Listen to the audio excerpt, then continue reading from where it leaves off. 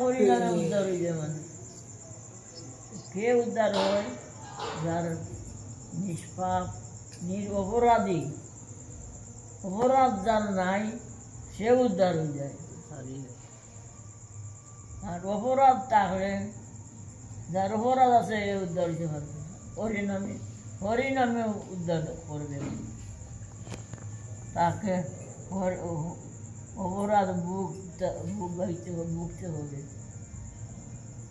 তো আমি হইলাম অপরাধী মানুষ, আমার পাপে আমি অপরাধ যাবে না, আর ভোজনও হবে না, শান্তিও হবে না।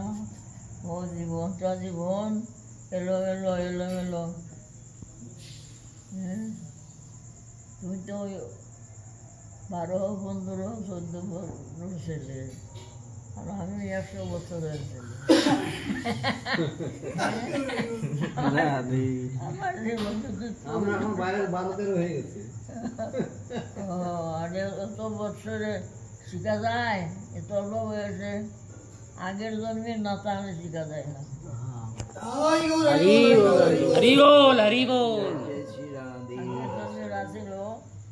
তৈয়ার করা গুলিকে সবাই লাগাইল।